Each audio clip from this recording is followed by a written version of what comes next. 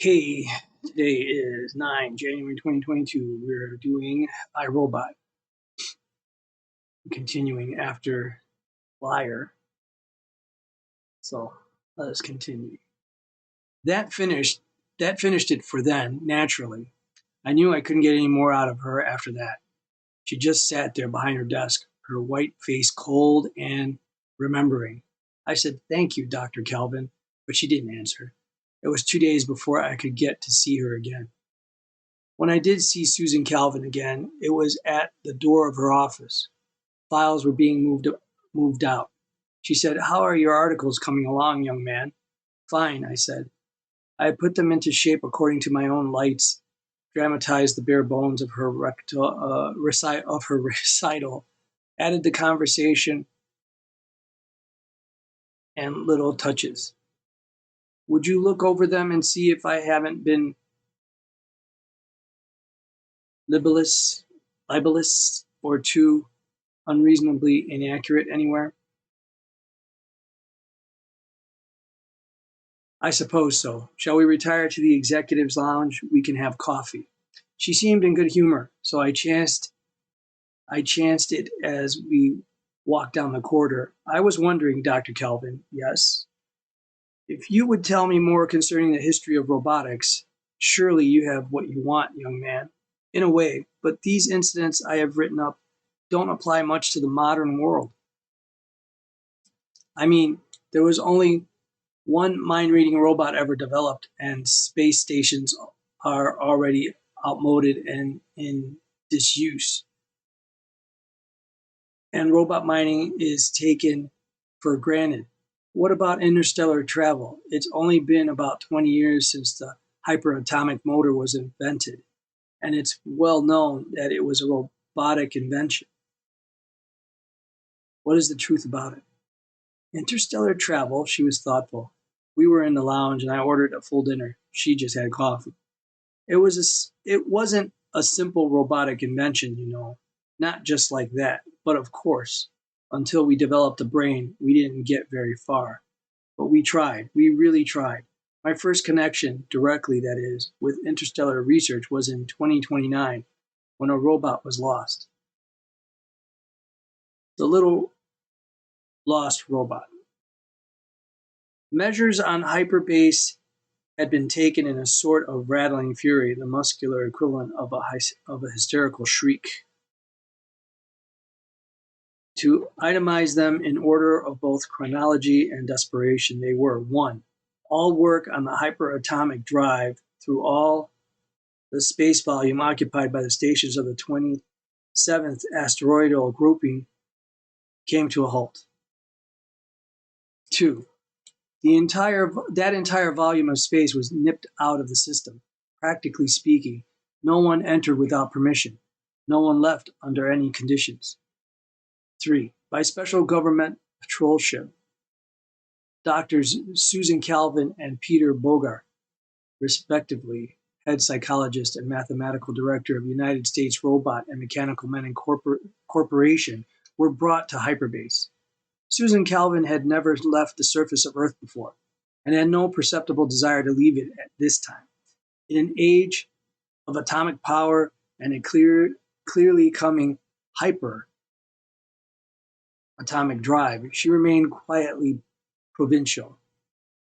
So she was dissatisfied with her trip and unconvinced of the emergency, and every line of her plain, middle-aged face showed it clearly enough during her first dinner at hyperbase. Nor did Dr. Bogart's sleek paleness abandon a certain hang-dog attitude. Nor did Major General Kellner, who headed the project, even once forget to maintain a hunted expression. In short, it was a grisly episode. That meal, and the little session of 3 that followed, began in a gray, unhappy manner.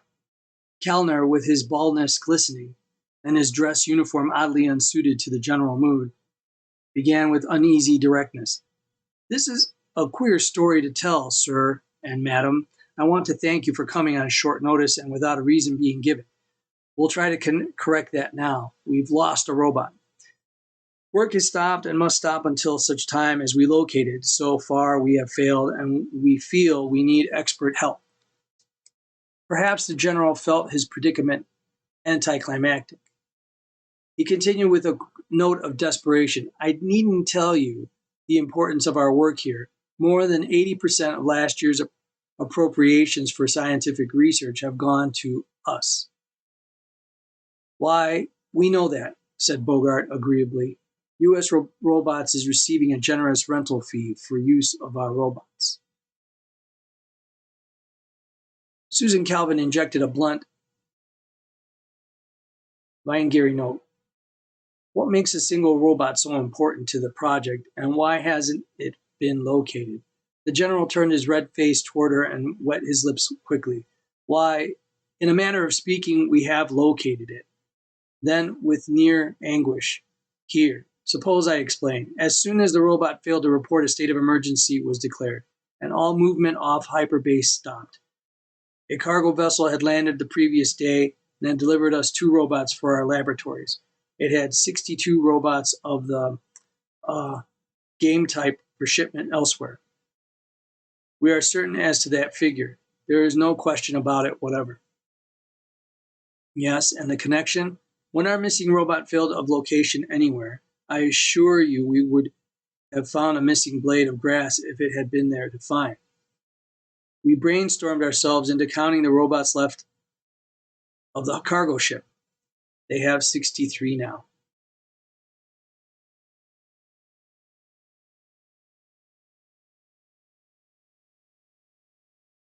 So that the 63rd, I take it, is the missing prodigal? Dr. Kelvin's eyes darkened. Yes, but we have no way of telling which is the 63rd. There was a dead silence while the electric clock chimed 11 times, and then the robo-psychologist said, very peculiar, and the corners of her lips moved downward. Peter, she turned to her colleague with a trace of savagery. What's wrong here? What kind of robots are they using? What kind of robots are they using? Hyperbase. Dr. Bogart hesitated and smiled feebly.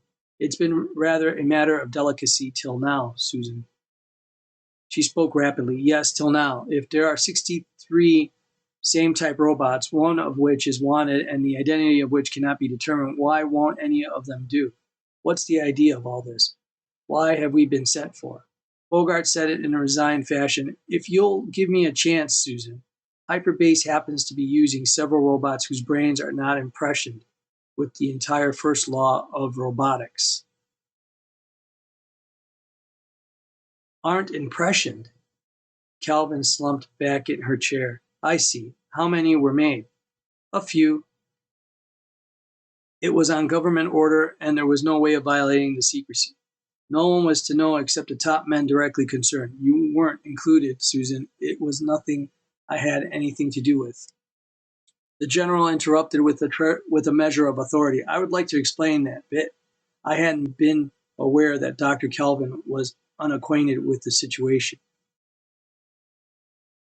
I needn't tell you, Dr. Kelvin, that there always has been strong opposition to robots on the planet.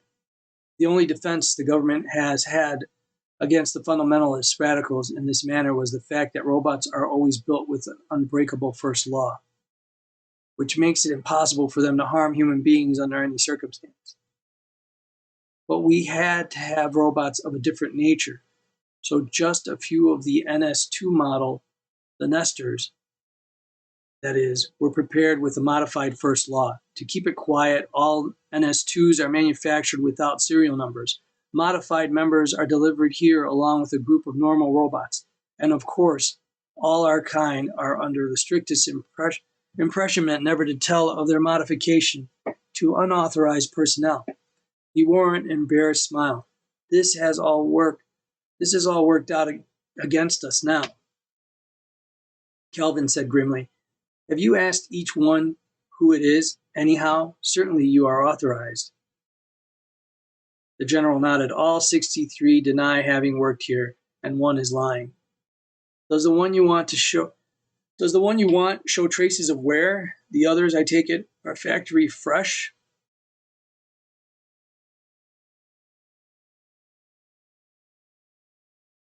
The one in question only arrived last month. It and the two that have just arrived were to be the last we needed. There's no perceptible wear. He took his head slowly He shook his head slowly, and his eyes were haunted again. Dr. Kelvin, we don't dare let that ship leave. If the existence of non-first law robots becomes general knowledge, there seems no way of avoiding understatement in the conclusion. Destroy all 66. Destroy all 63, said this robopsychologist coldly and flatly, and make an end of it. Bogart drew back a corner of his mouth. You mean destroy $30,000 per robot? 30,000 must be old before inflation. You mean destroy $30,000 per robot? More like 30 million per robot. I'm afraid U.S. robots wouldn't like that. We'd better make an effort first, Susan, before we destroy anything. In that case, she said sharply, I need facts. Exactly what advantage does hyperbase derive from these modified robots? What factor made them desirable in general? Callner ruffled his forehead and stroked it with an upward gesture of his hand. We had trouble with our previous robots. Our men work with hard radiations a good deal, you see. It's dangerous, of course, but reasonable precautions are taken. There have been only 2 accidents since we began, and neither was fatal. However, it was impossible to explain that to an ordinary robot. The first law states, I'll quote it, no robot may harm a human being or through inaction allow a human being to come to harm. That's primary, Dr. Kelvin. When it was necessary for one of our men to expose himself for a short period to a moderate gamma field, one that would have no physiological effects, the nearest robot would dash in to drag him out. If the field were exceedingly weak, it would succeed, and work could not continue until all robots were cleared out. If the field was a trifle stronger, the robot would never reach the technician concerned, since its positronic brain would collapse under gamma radiations. And then we would be out one expensive and hard to replace robot. We tried arguing with them. Their point was that a human being in a gamma field was endangering his life, and that it didn't matter that he could remain there half an hour safely. Supposing, they would say, he forgot and remained an hour. They couldn't take chances. We pointed out that they were risking their lives on a wild-off chance. But self-preservation is only the third law of robotics, and the first law of human safety came first. We gave them orders. We ordered them strictly and harshly to remain out of gamma fields at whatever cost, but obedience is only the second law of robotics, and the first law of human safety came first. Dr. Kelvin, we either had to do without robots or do something about the first law, and we made our choice. I can't believe it, said Dr. Kelvin, that it was found possible to remove the first law. It wasn't removed, it was modified, explained Kellner. Positronic brains were constructed that contain the positive aspect only of the law, which in them reads, no robot may harm a human being. That is all. They have no compulsion to prevent one coming to harm through an extraneous agency such as gamma rays. I state the matter correctly, Dr. Bogart? Quite, assented the mathematician. And that is the only difference of your robots from the ordinary NS2 model? The only difference, Peter? The only difference, Susan. She rose and spoke with finality. I intend sleeping now, and in about 8 hours I want to speak to whomever saw the robot last. And from now on, General Kellner, if I'm to take any responsibility at all for events, I want full and unquestioned control of this investigation. Susan Kelvin, except for 2 hours of resentful lassitude, experienced nothing approaching sleep. She signaled at Bogart's door at the local time of 0700 and found him also awake.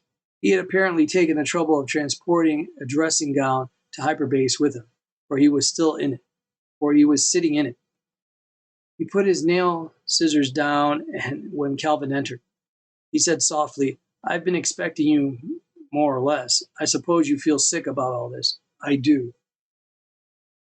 Well, I'm sorry. There was no way of preventing it. When the call came out from hyperbase for us, I knew that something must have gone wrong with the modified nesters. But what was there to do? I couldn't break the matter to you on the trip here, and I would have liked to, as I would have liked to, because I had to be sure. The matter of the modification is top secret. The psychologist muttered, I should have been told. U.S. robots had no right to modify positronic brains this way without the approval of a psychologist. Bogart lifted his eyebrows and sighed. Be reasonable, Susan. You couldn't have influenced them. In this matter, the government was bound to have its way. They want the hyperatomic drive, and the etheric physicists want robots that won't interfere with them. They were going to get them, even if it did mean twisting the first law. We had to admit it was possible from a construction standpoint, and they swore a mighty oath that they wanted only 12, that they would be used only at a hyperbase, that they would be destroyed once the drive was perfected, and that full precautions would be taken. And they insisted on secrecy, and that's the situation. Dr. Kelvin spoke through her teeth. I would have resigned. It wouldn't have helped. It wouldn't have helped. The government was offering the company a fortune and threatening it with anti-robot legislation in case of a refusal. We were stuck. We were stuck then, and we're badly stuck now. If this leaks out, it might hurt Kellner and the government, but it would hurt U.S. robots a double of a lot more. The psychologist stared at him. Peter, don't you realize what all this is about? Can't you understand what the removal of the first law means? It isn't just a matter of secrecy. I know what what removal would mean.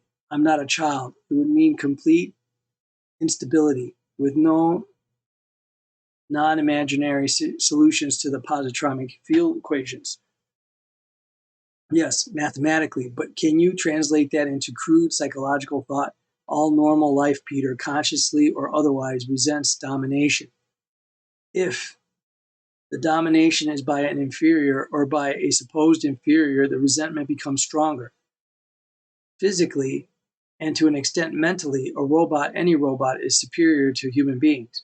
What makes him slavish then? Only the first law.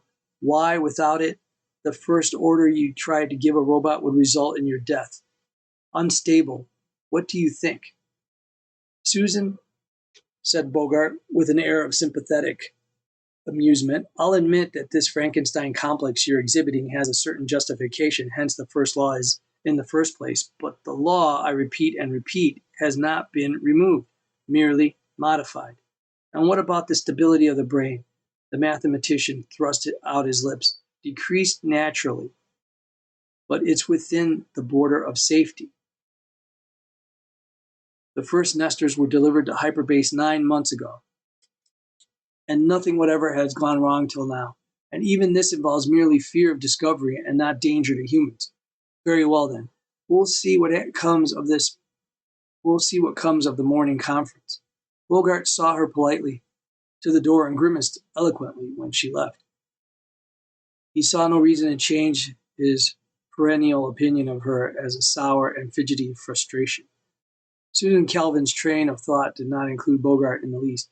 She had dismissed him years ago as a smooth and pretentious sleekness. Gerald Black had taken his degree in etheric physics the year before, and in common with his entire generation of physicists, found himself engaged in the problem of the drive. He now made a proper addition to the general atmosphere of these meetings on hyperbase. In his stained white smock, he was half rebellious and wholly uncertain. His stocky strength seemed striving for release, and his fingers, as they twisted each other with nervous yanks, might have forced an iron bar out of truth. Major General Kellner sat beside him, and the two from U.S. robots faced him. Black said, I'm told that I was the last to see Nestor 10 before he vanished. I take it you want to ask me about that. Dr. Kelvin regarded him with interest. You sound as if you were not sure. Young man, don't you know whether you were the last to see him? He worked with me, ma'am, on the field generators, and he was with me the morning of his disappearance. I don't know if anyone saw him after about noon. No one admits having done so. Do you think anyone's lying about it? I don't say that, but I don't say that I want the blame of it either. His dark eyes smoldered. There's no question of blame. The robot acted as it did because of what it is. We're trying to locate it, Mr. Black. And let's put everything else aside now. Now, if you've worked with the robot, you probably know it better than anyone else. Was there anything unusual about it that you noticed? Had you ever worked with robots before? I've worked with other robots we have here, the simple ones. Nothing different about the nesters except that they're a good deal cleverer and more annoying. Annoying in what way? Well, perhaps it's not their fault. The work here is rough and most of us get a little jagged. Fooling around with hyperspace isn't fun.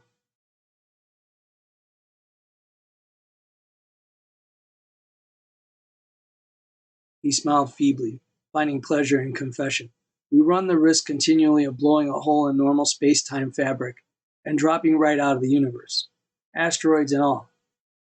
Sounds screwy, doesn't it? Naturally, you're on edge sometimes, but these nesters aren't. They're curious, they're calm, they don't worry. It's enough to drive you nuts at times.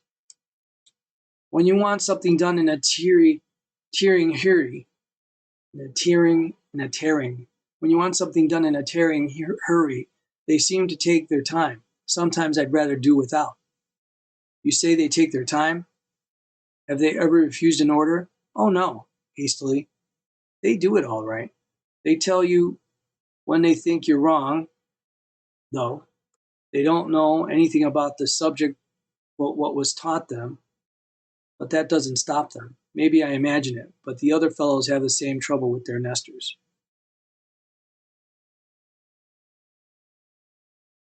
General Kellner cleared his throat ominously. We have no complaints reached. Why have no complaints reached me on the matter, Black? The young physicist reddened.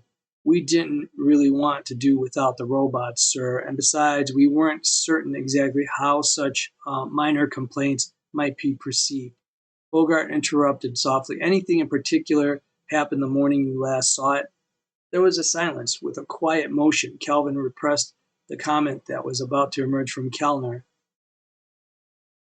and waited patiently. Then Black spoke, a blurting anger. I had a little trouble with it. I'd broken a Kimball tube that morning and was out 5 days of work. My entire program was behind schedule.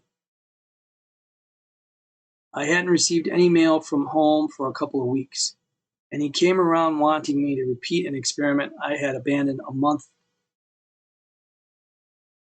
ago. He was always annoying me on that subject, and I was tired of it. I told him to go away, and that's all I saw of him.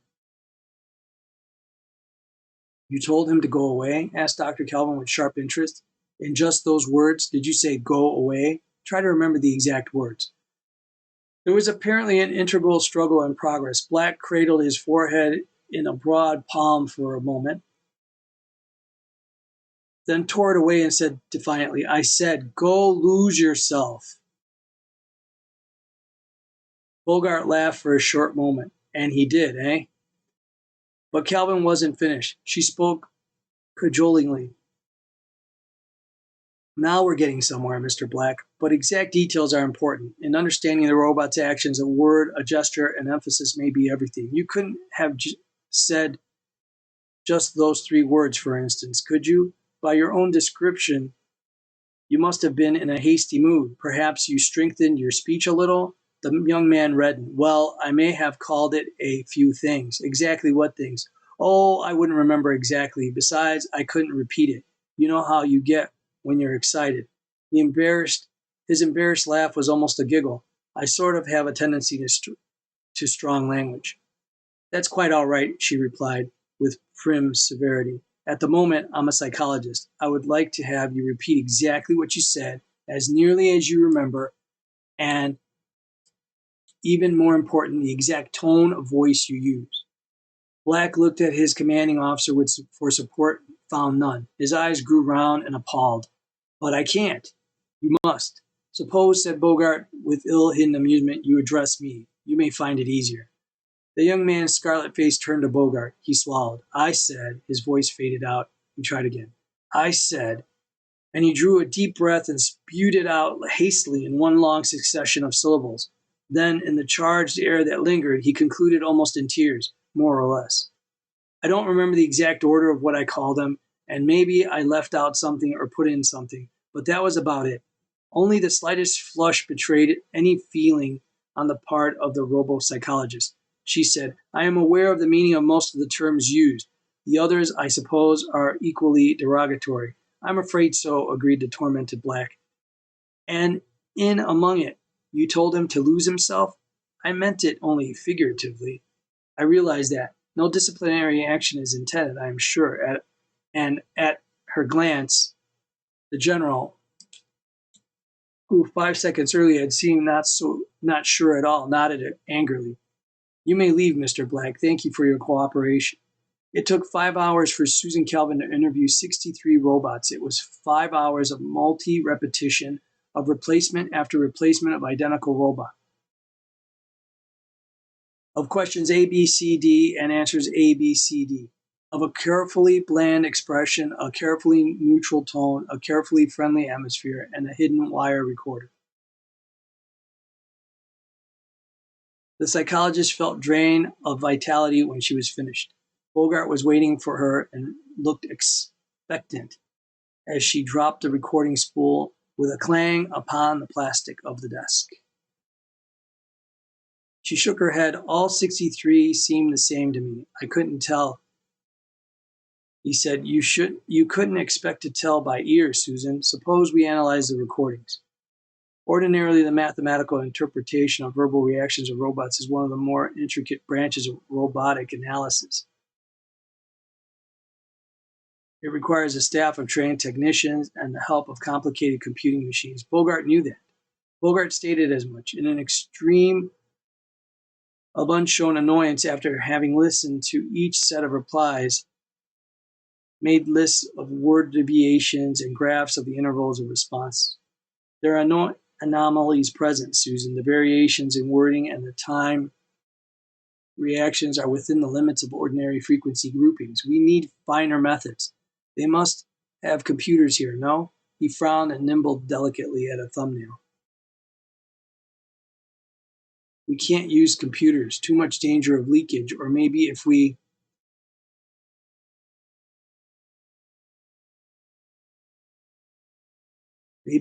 Dr. Kelvin stopped him with an impatient gesture. Please, Peter, this isn't one of your petty laboratory problems. If we can't determine the modified Nestor by some gross difference, then we can see with the naked eye one that there is no mistake about. We're out of luck. The danger of being wrong and of letting him escape is otherwise too great. It's not enough to point out a minute irregularity in a graph. I tell you, if that's all I've got to go on, I'd destroy them all just to be certain. Have you spoken to the other modified nesters? Yes, I have, snapped back Bogart, and there's nothing wrong with them. They're above normal in friendliness, if anything. They answered my questions, displayed pride in their knowledge, except the new ones that haven't had time to learn their etheric physics.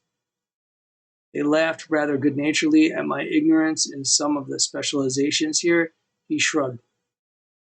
I suppose that forms some of the basis for resentment toward them on the part of the technicians here. The robots are perhaps too willing to impress you with their greater knowledge. Can you try a few planar reactions to see if there has been any change, any deterioration in their mental setup since manufacture?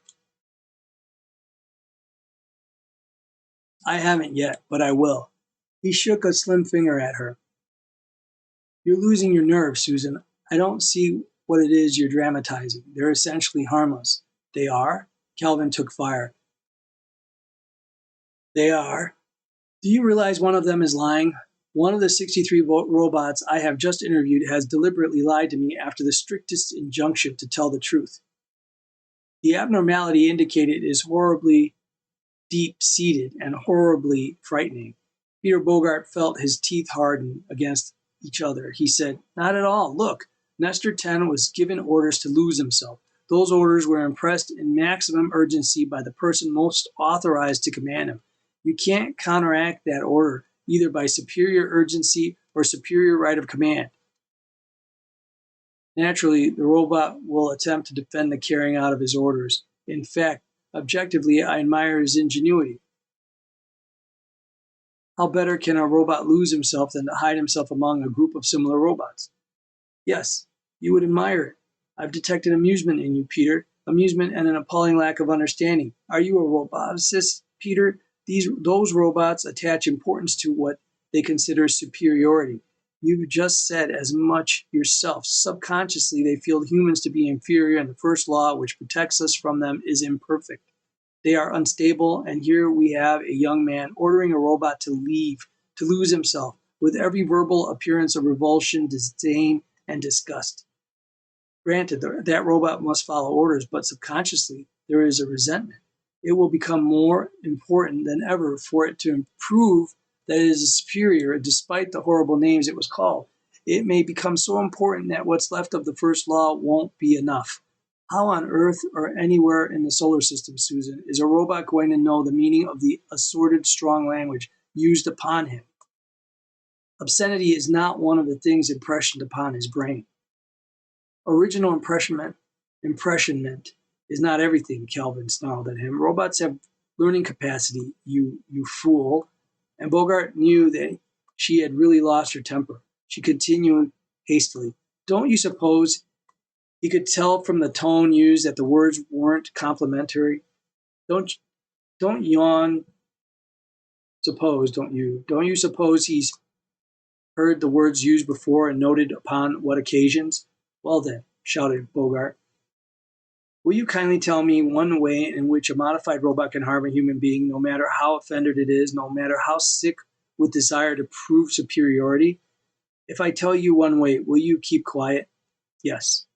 They were leaning across the table at each other, angry eyes nailed together. The psychologist said, if a modified robot were to drop a heavy weight upon a human being, he would not be breaking the first law.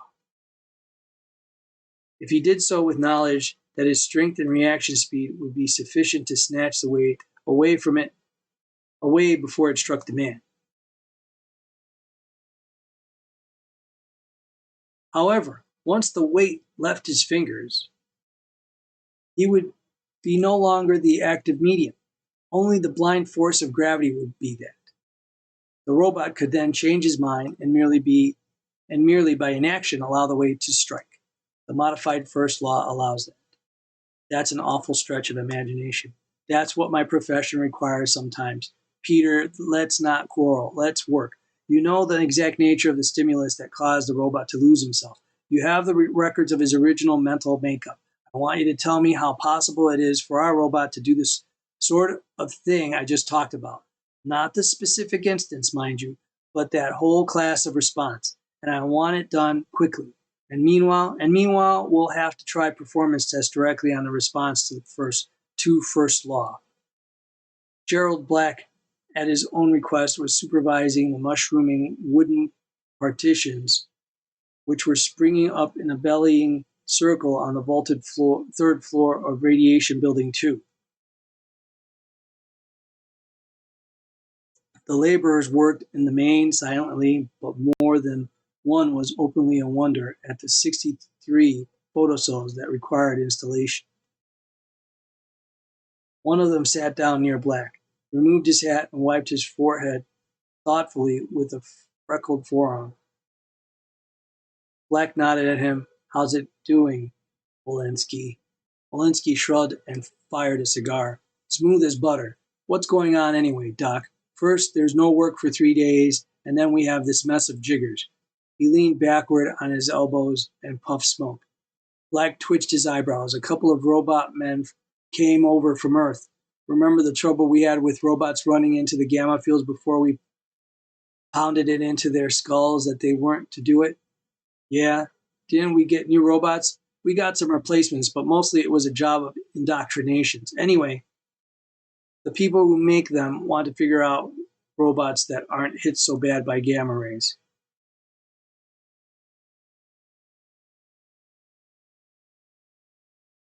Sure seems funny, though, to stop all the work on the drive for this robot deal. I thought nothing was allowed to stop the drive. Well, it's the fellows upstairs that have the say on that. Me, I just do as I'm told. Probably all a matter of pull. Yep. The electrician jerked a smile and winked a wise eye. Somebody knew somebody in Washington. But as long as my pay comes through on the dot, I should worry. The drive's none of my affair. What are they going to do here? You're asking me? They brought a mess of robots with them, over 60, and they're going to measure reactions. That's all my knowledge. How long will it take? I wish I knew. Well, Walensky said with a heavy sarcasm, as long as they dish me my money, they can play games all they want. Black felt quietly satisfied. Let the story spread. It was harmless and near enough to the truth to take the fangs out of curiosity. A man sat in a chair motionless, silent. A weight dropped. A crash downward. A weight dropped, crashed downward, then pounded aside at the last moment under the synchronized thump of a sudden force beam.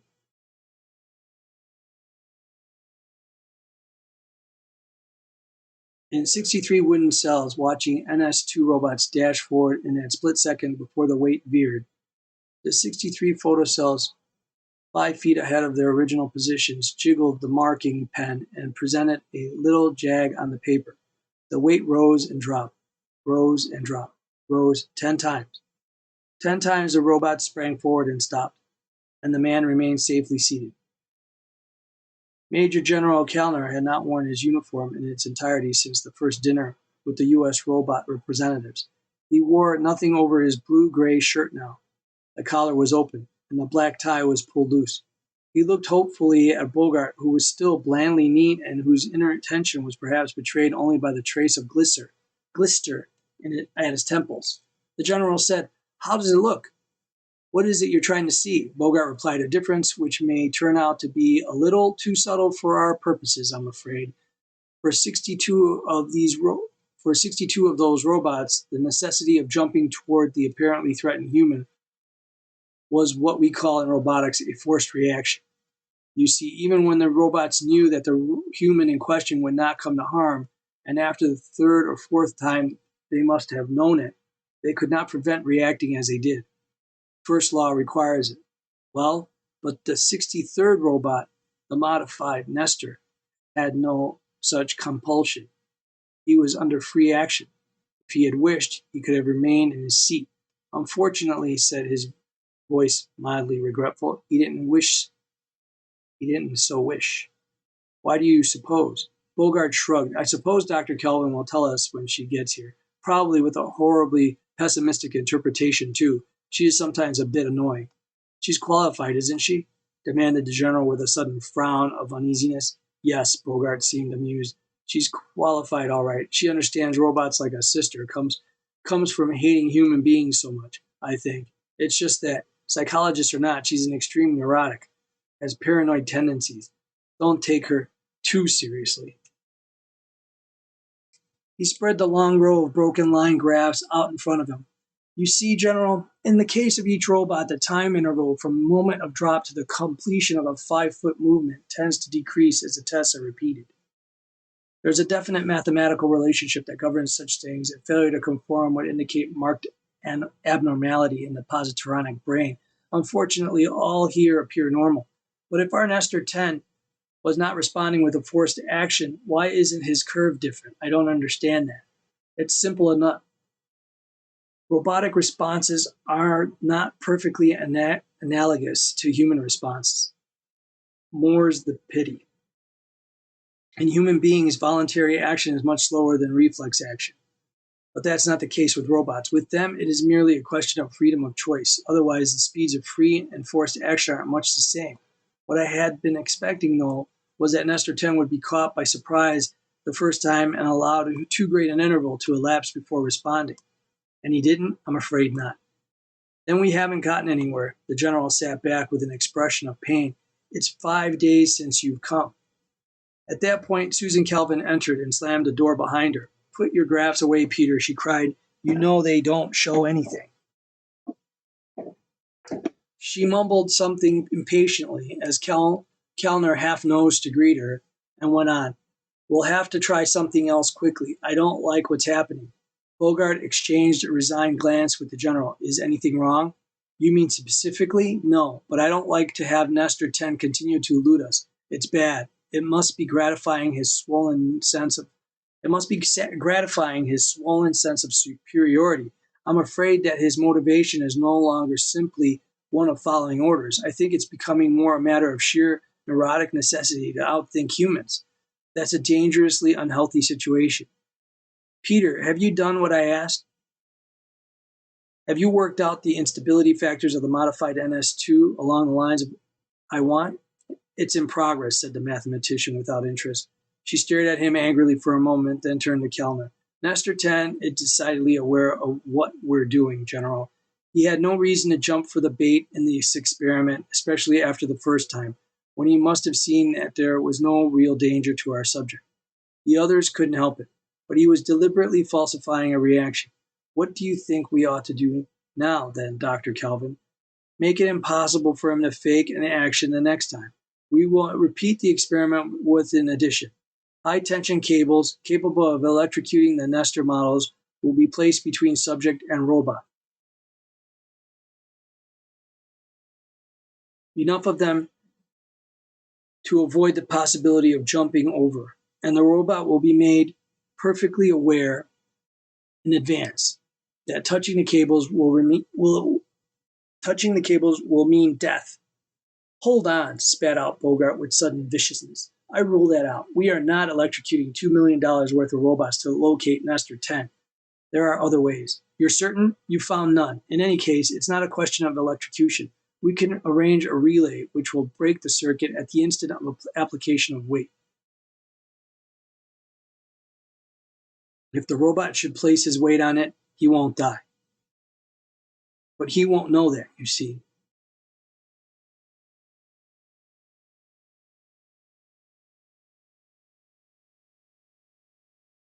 The general's eyes gleamed into hope. Will that work? It should. Under those conditions, Nestor 10 will have to remain in his seat. He could be ordered to touch the cables and die, for the second law of obedience is superior to the third law of self-preservation. For the second law of obedience is superior to the third law of preservation. But he won't be ordered to. He will merely be left to his own devices, as will all the robots. In the case of the normal robots, the first law of human safety will drive them to their death even without orders. But not our Nestor 10. Without the entire first law, and without having received any orders on the matter, the third law of self-preservation will be the highest operating, and he will have no choice but to remain in his seat. It would be a forced action. Will it be done tonight? Tonight, said the psychologist. If the cables can be laid in time, I'll tell the robots now what they're to be up against. A man sat in a chair motionless, silent. A weight dropped, crashed downward, then pounded aside at the last moment under the synchronized thump of a sudden force beam. Only once, and from her small cab chair in the observing booth in the balcony, Dr. Susan Calvin rose with a short gasp of pure horror. 63 robots sat quietly in their chairs, staring owlishly at the endangered man before them. Not one moved.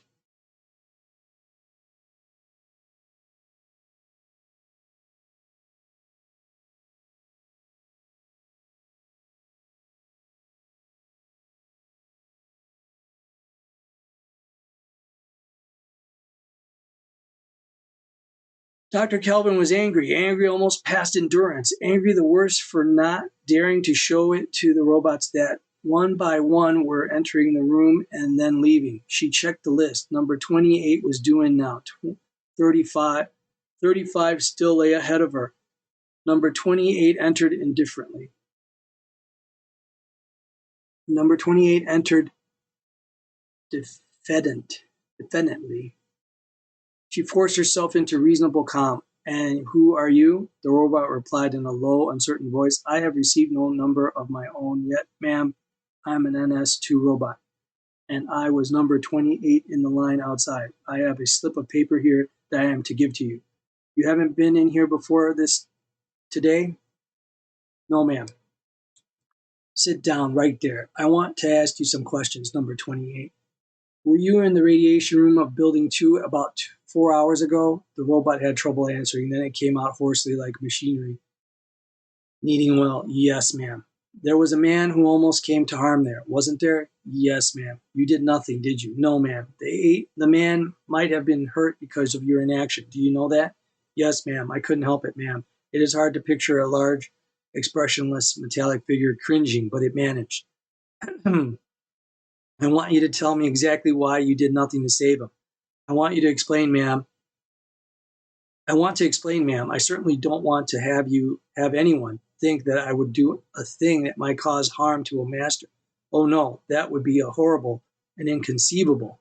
Please don't get excited, boy. I'm not blaming you for anything. I only want to know what you were thinking at the time. Ma'am, before it all happened, you told us that one of the masters would be in danger of harm from that weight that keeps falling, and that we would have to cross electric cables if we were to try to save him. Well, ma'am, that wouldn't stop me. What is my destruction compared to the safety of a master? But it occurred to me that if I died on my way to him, I wouldn't be able to save him anyway. The weight would crush him, and then I would be dead for no purpose, and perhaps someday some other master might come to harm who wouldn't have if I had only survived, if I had only stayed alive. Do you understand me, ma'am? You mean that it was merely a choice of the man dying, or both the man and you and yourself dying? Is that right? Yes, ma'am. It was impossible to save the master. He might be considered dead. In that case, it is inconceivable that I destroy myself for nothing, without orders. The robopsychologist twiddled a pencil. She had heard the same story with insignificant verbal variations 27 times before. This was the crucial question now. Boy, she said, your thinking has its points, but it is not the sort of thing I thought you might think. Did you think of this yourself? The robot hesitated. No. Who thought of it then? We were talking last night, and one of us got the idea, and it sounded reasonable. Which one? The robot thought deeply. I don't know. Just one of us. She sighed. That's all. Number 29 was next. 24 after that. Major General Kellner, too, was angry. For 1 week, all of hyperbase had stopped dead. Barring some paperwork on the subsidiary asteroids of the group. For nearly 1 week, the two top experts in the field had aggravated the situation with useless tests, and now they, or the woman at any rate, made impossible propositions. Fortunately for the general situation, Kellner felt it impolitic to display his anger openly. Susan Kelvin was insisting.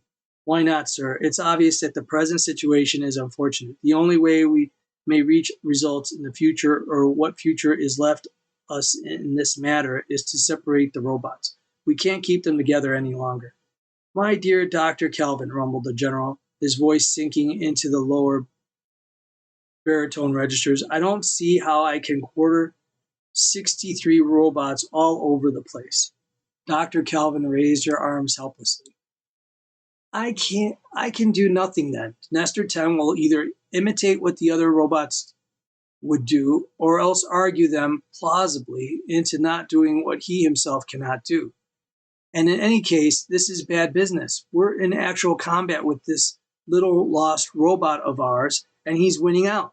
Every victory of his aggravates his abnormality. She rose to her feet in determination. General Kellner, if you do not separate the robots as I asked, then I can only demand that all 63 be destroyed immediately. You demand it, do you? Bogart looked up suddenly and with real anger. What gives you the right to demand any such thing? Those robots remain as they are. I'm responsible to the management, not you. And I, added Major General Kellner, am responsible to the world coordinator, and I must have this settled. In that case, flashback Kelvin, there is nothing for me to do but resign, if necessary, to force you to the necessary destruction. I'll make this whole matter public, It was not I that approved the manufacture of modified robots. One word from you, Dr. Kelvin, said the general deliberately, in violation of security measures, and you would be certainly imprisoned instantly. Bogart felt the matter to be getting out of hand. His voice grew surly. Well, now, we're beginning to act like children, all of us. We need only a little more time. Surely we can outwit a robot without resigning or imprisoning people or destroying 2 millions.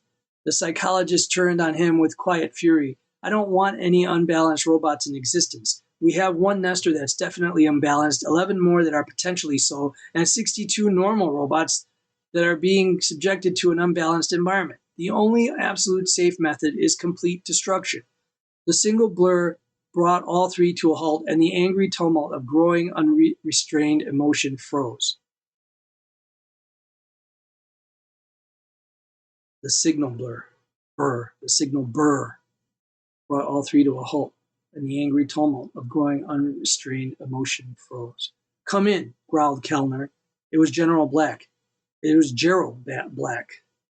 It was Gerald Black, looking perturbed. He had heard angry voices. He said, I thought I'd come myself.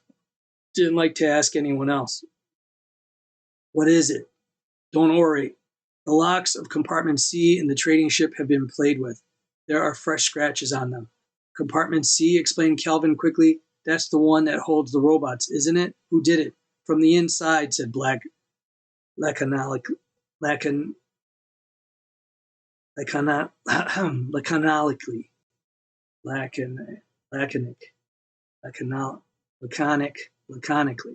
From the inside, said Black laconically.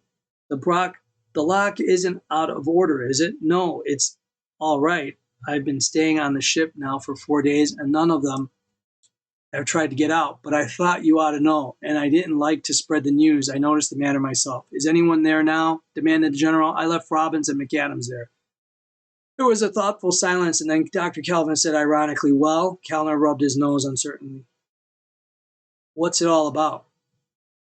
Isn't it obvious? Nesterton is planning to leave. That order to lose himself is dominating his abnormality past anything we can do. I wouldn't be surprised if what's left of his first law would scarcely be powerful enough to override it. He is perfectly capable of seizing the ship and leaving with it. Then we'd have a mad robot on a spaceship. What would he do next? Any idea? Do you still want to leave them all together, General? Nonsense, interrupted Bogart. He had regained his smoothness. All that from a few scratch marks on a lock. Have you, Dr. Bogart, completed the analysis I required since you volunteer opinions? Yes. May I see it? No. Why not? Or mayn't I ask that either? Because there's no point to it, Susan. I told you in advance that these modified robots are less stable than the normal variety, and my analysis shows it. There's a certain very small chance of breakdown under extreme circumstances that are not likely to occur. Let it go at that. I won't give you ammunition for your absurd claim that 62 perfectly good robots be destroyed just because so far you lack the ability to detect Nestor 10 among them. Susan Kelvin stared him down and let disgust fill her eyes. You won't let anything stand in the way of the permanent dictatorship, will you? Please, begged Kellner, half in irritation. Do you insist that nothing further can be done, Dr. Kelvin?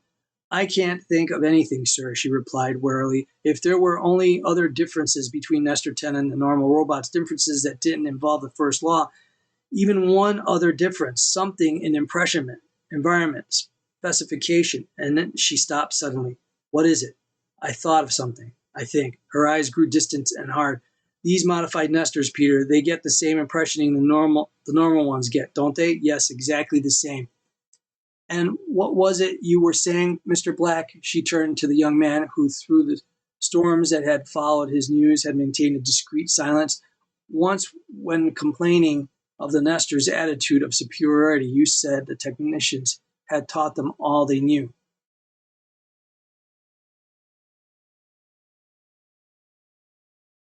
Yes, in etheric physics. They're not acquainted with the subject when they come here. That's right, said Bogart in surprise. I've told you, Susan, when I spoke to the other Nestors here, that the two new arrivals hadn't learned etheric physics yet. And why is that? Dr. Kelvin was speaking in mounting excitement.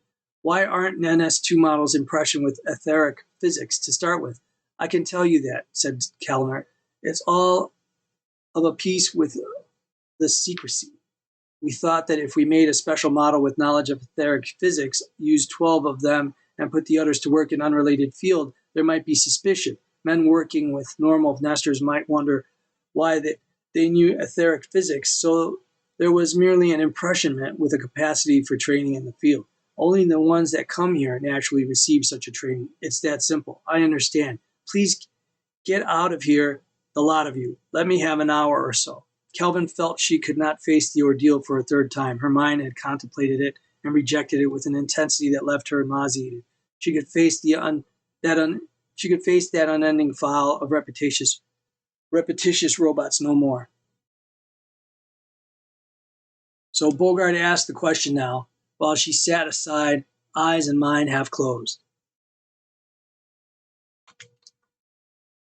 So Bogart asked the question now, while she sat aside, eyes and mind half closed.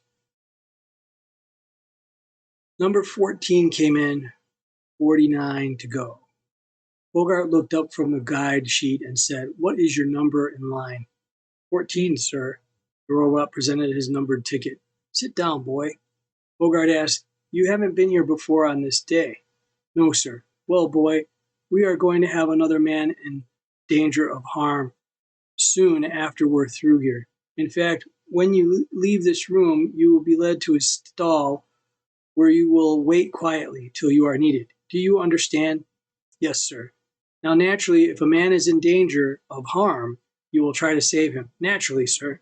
"Unfortunately, between the man and yourself, there will be a gamma ray field."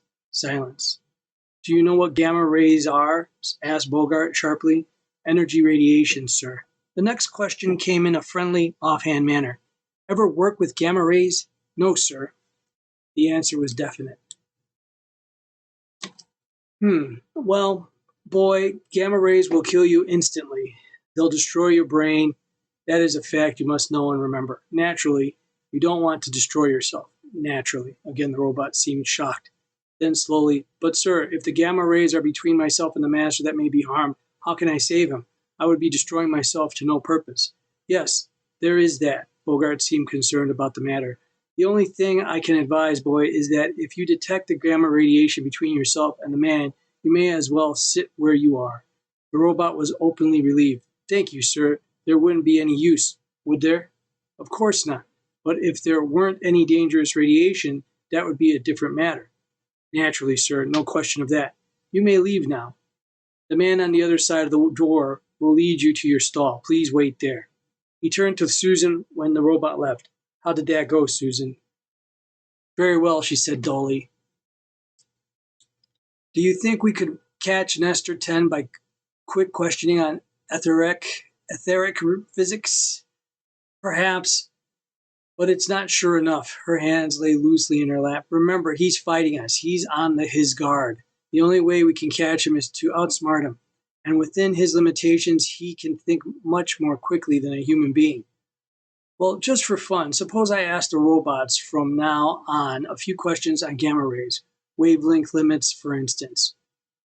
"No." Dr. Kelvin's eyes sparked to life. "It would be too easy for him to deny knowledge, and then he'd be warned against the test that's coming up, which is our real chance. Please follow the questions I've indicated, Peter, and don't improvise. It's just within the bounds of risk to ask them if they've ever worked with gamma rays. And try to sound even less interested than you do when you ask."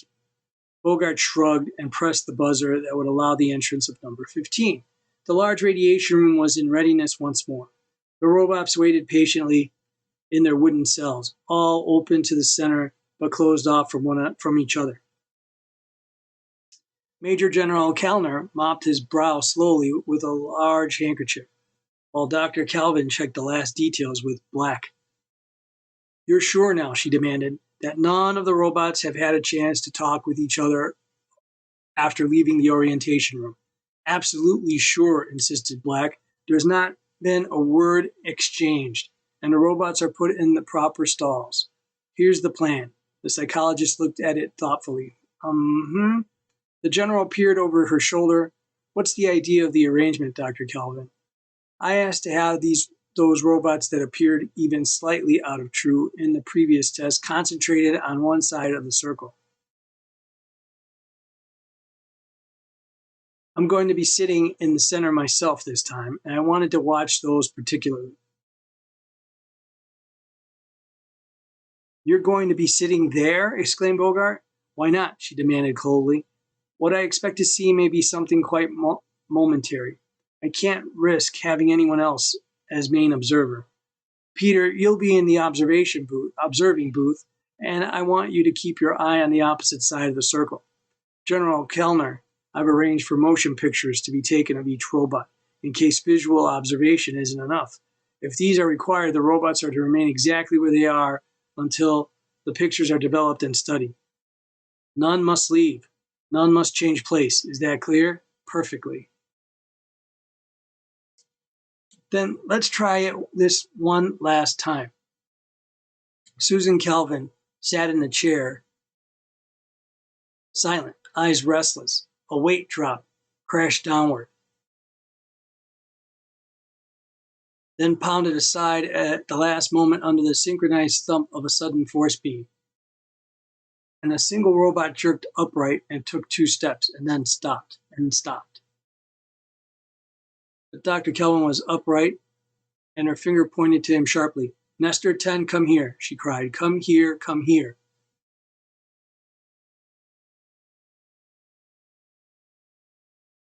Slowly, reluctantly, the robot took another step forward. The psychologist shouted at the top of her voice without taking her eyes from the robot. Get every other robot out of this place, somebody. Get them out quickly and keep them out. Somewhere within reach of her ears, there was noise and the thud of hard feet upon the floor. She did not look away. Nestor 10, if it was Nestor 10, took another step, and then, under force of her imperious gesture, 2 more. He was only 10 feet away when he spoke harshly. I have been told to be lost.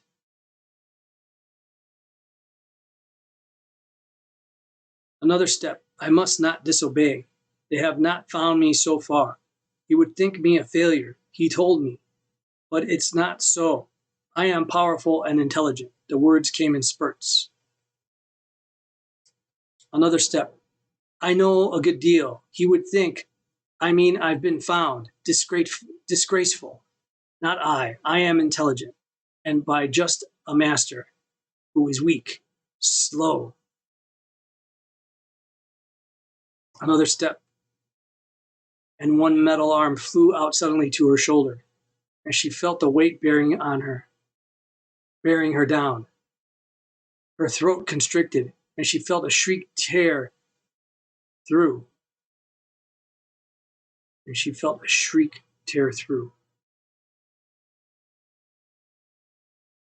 Dimly, she heard Nestor 10's next words. No one must find me. No master. And the cold metal was against her, and she was sinking under the weight of it. And then a queer, metallic sound, and she was on the ground with an unfelt thump, and a gleaming arm was heavy across her body. It did not move, nor did Nestor 10, who sprawled beside her.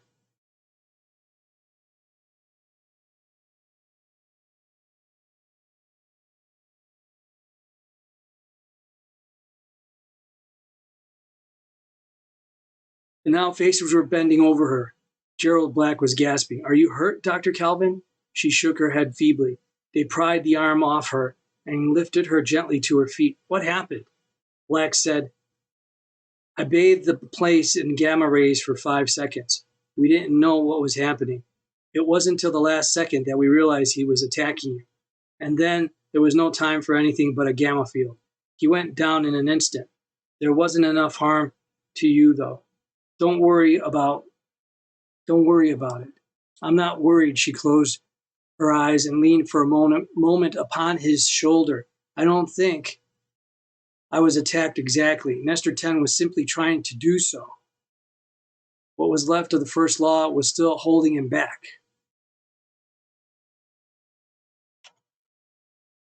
What was left of the first law was still holding him back. Susan Calvin and Peter Bogart, 2 weeks after their first meeting with Major General Kellner, had their last.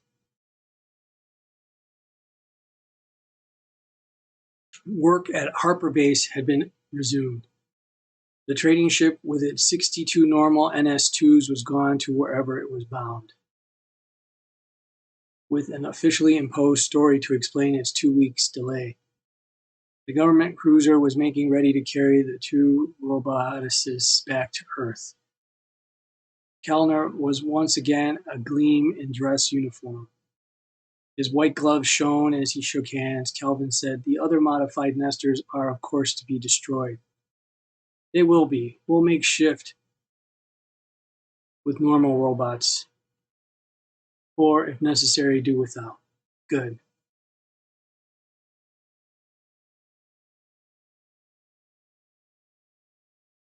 "But tell me, you haven't explained. How was it done?" She smiled tightly. "Oh, that. I would have told you in advance if I had been more certain of its working. You see, Nestor 10 had a superiority complex that was becoming more radical all the time. He liked to think that he and other robots knew more than human beings. It was becoming very important for him to think so. We knew that, so we warned every robot in advance that gamma rays would kill them, which it would. And we further warned them all that gamma rays would be between them and myself. So they all stayed where they were, naturally. But Nestor 10's own logic in the previous test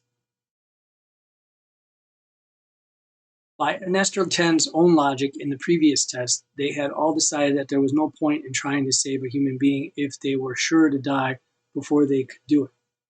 Well, yes, Dr. Calvin, I understand that, but why did Nestor 10 himself leave his seat?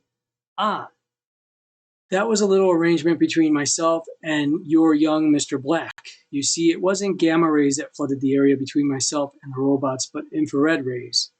Just ordinary heat rays, absolutely harmless. Nestor 10 knew they were infrared and harmless, and so he began to dash out, as he expected the rest would do, under first law compulsion. It was only a fraction of a second too late that he remembered that the normal NS2s could detect radiation, but could not identify the type.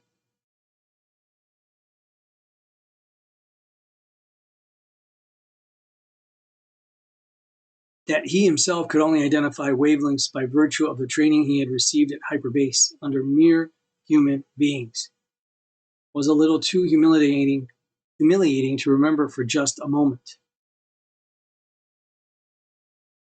To the normal robots, the area was fatal because we had told them it would be, and only Nestor 10 knew we were lying.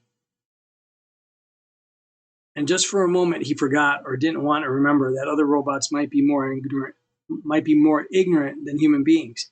His very superiority caught him. Goodbye, General.